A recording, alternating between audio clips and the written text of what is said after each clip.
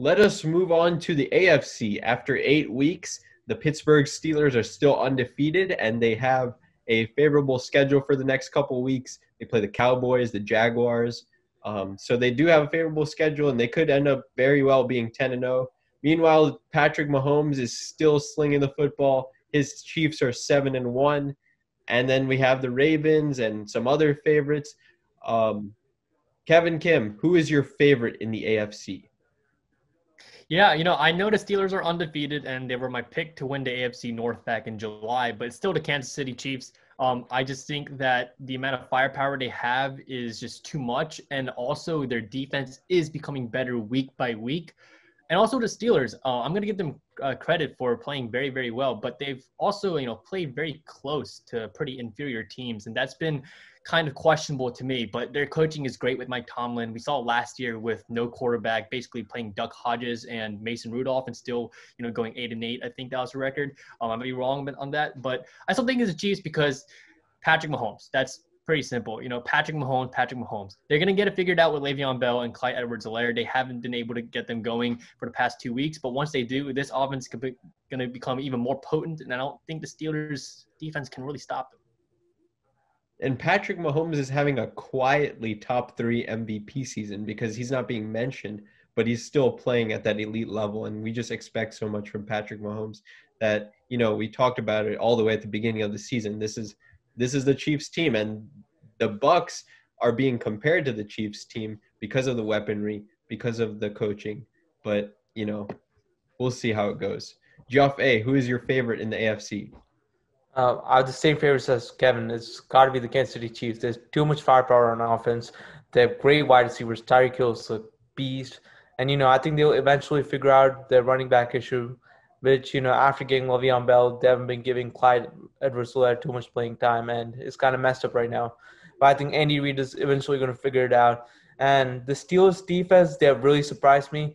They've been even better than I thought. They were great last year, and they're still great this year. And this offense, Big Ben, he's been pretty decent. And I think that's going to be the downfall of the Pittsburgh Steelers, Big Ben, because, the offense has been good, but they haven't played many great teams except the Ravens and the Titans. And I think against a team like the Kansas City Chiefs, I think Big Ben's going to struggle. And because of that, I have the Kansas City Chiefs winning the AFC. Yeah, I can't add much more to that. I have the Chiefs as the favorite as well. Big Ben, the thing about Big Ben is he turns the ball over sometimes, and it's not very great timing. We saw it in the Titans game. I think we saw it in the Ravens game as well. I'm not sure about that, but yeah, we have the Chiefs. Moving on. Surprises in the AFC. Who is the biggest surprise? Kevin? I have two teams, but I'll talk about one here. The Las Vegas Raiders. I did not really expect them to be at where they are right now. I thought they would still be a subpar team.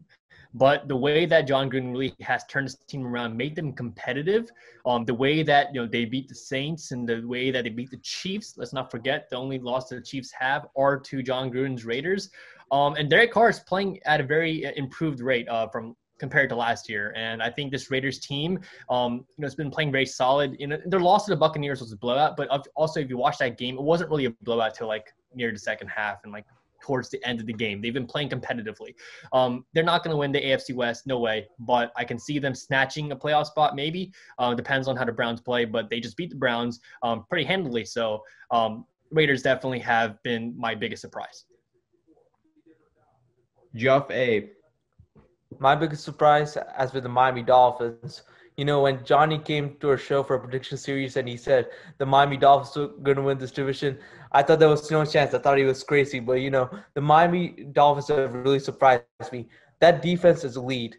They have great corners. They have a great rush defense. And, I'm not happy about the fact that they replaced Ryan Fitzpatrick with Tua, but I think that defense is going to carry them. And I think this Miami Dolphins team has a solid chance of winning the division, especially with the Bills. Yeah, they could make a good sleeper pick for you as well. I'm going to say the Tennessee Titans, just from the simple fact that their offense looked prolific those first few weeks of the season.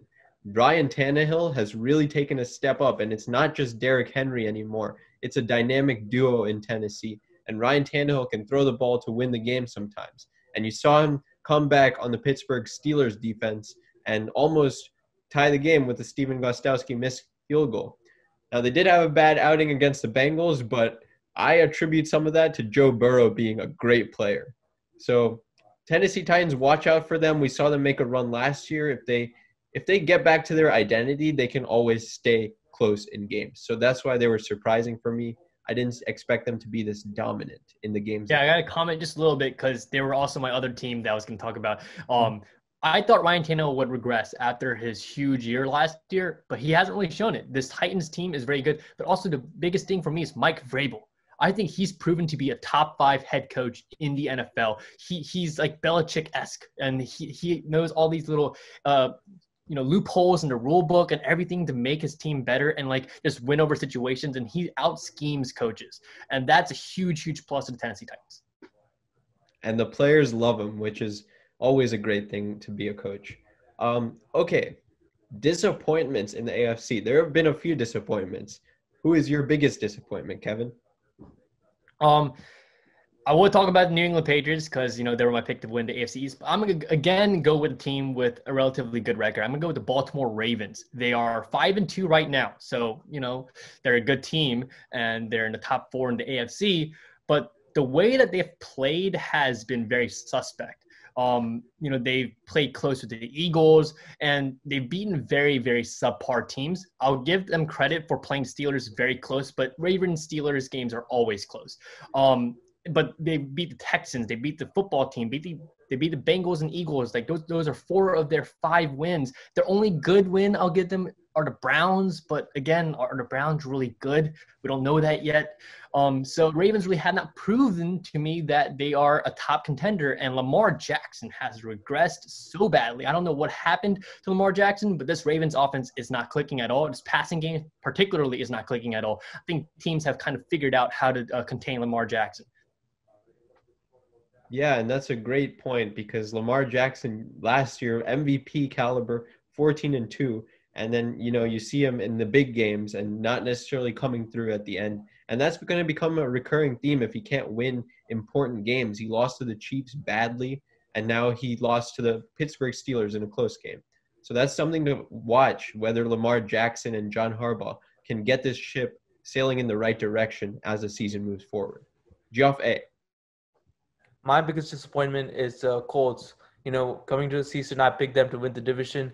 And, they have been decent so far, and they have a great defense, but their offense has been really disappointing. I thought Phillip Rivers would be great with this Colts offense. They have a great offensive line. They have decent wide receivers. They have good running backs. But he's been horrific. He gets paid $25 million to do literally nothing. He basically dumps off to passes. That's all he does.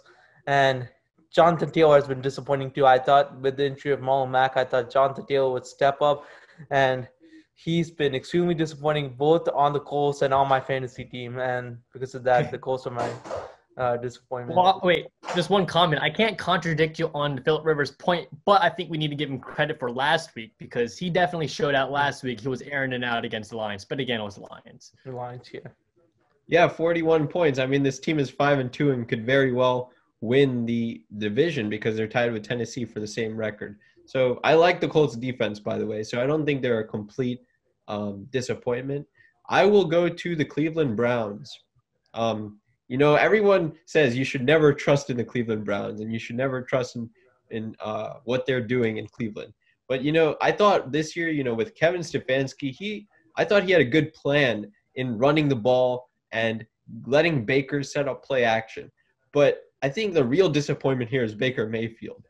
The team could be competitive in the AFC North, which is one of the strongest divisions in football other than the NFC West. The team could be competitive if Baker simply played as an average quarterback, but he's below average right now. And it really showed in the Las Vegas Raiders game. Can you put up 6 points? Are you kidding me? Like, I get the weather was bad, but on the Raiders in the weather, you should be able to put up more points. And Baker has just missed throws. He had OBJ and Jarvis Landry. Now he doesn't have OBJ. He still has weapons, but this Browns team, every year it feels like no matter what they do, it feels like it's going to be disappointment because their ceiling seems to be 8-8. Yeah, and also if you look at their losses, other than the Raiders' loss, yes, record-wise they're competitive in the AFC North, but they got blown out by the Ravens and they got blown out by the Steelers. They didn't even play them competitively. So I don't even think it's a conversation that the Browns could potentially steal the AFC North. Yeah, and with that, we move on to the sleepers, the best part of the segment. Kevin Kim, who is your sleeper in the AFC? My sleeper is the Los Angeles Chargers. It is very, very unfortunate that their record is 2-5 because I feel like they could potentially, even win the AFC with the way they're playing. Did you know the Chargers could easily be 7-0 right now? Let's look at their losses. They lost to the Chiefs in overtime, right? They never even got the chance to get the ball because they lost a coin toss and Mahomes gets the ball, right? They blew a 24-7 lead against the Tampa Bay Buccaneers. They blew a 20-3 lead versus the New Orleans Saints. They blew a 24-3 lead versus the Denver Broncos. And their loss to the Panthers could have been a win if Austin Eckler did a correct lateral play on the very last play. So they could be 7-0 right now. That's the conversation we could be having by the Chargers. But instead they're 2-5 because they're blowing every single lead they're getting and can't capitalize. But they found the gem in Justin Herbert. He is a quarterback of their future. Chargers are going to be competitive. And if you look at their schedule, it's very favorable. They have the entire AFC East coming up. That's all winnable, in my opinion. So I think the Chargers, if they can get into the playoffs, I hope they do because Washington is very, very fun. And I think they can do some damage. It's a late game situation problem for them. If they can just finish late games, because they're a very talented team, like you put, that's going to be the key. And I definitely see them as a wild card if that continues to happen. Geoff A., who is your sleeper in the AFC? My biggest sleeper is actually Siraj's biggest disappointment. I think it's the Cleveland Browns. They lost horribly to the Raiders, but the weather was I don't expect any team to do well in that weather. The weather was horrible. And, I think OBJ's loss might be a plus with the Cleveland Browns because if you look at Baker, he has to always focus on throwing it to every single wide receiver because if not, one of them is going to be mad at him. And now with all the targets gone, Baker has a little bit more liberty. He can, go back to more of his tendencies, which is throw to his tight ends. And I think there's a chance that the Cleveland Browns make the playoffs and maybe upset in the first round.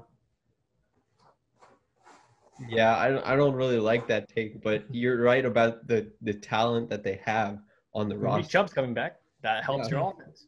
That definitely does. The two running back system really worked well when they initially had it. I'm not going to say a new team, but I wanted to pick the Dolphins as my sleeper, and I'm going to pick them as my sleeper. But that is also contingent on Tua playing well, right? Because Tua didn't look great in that game.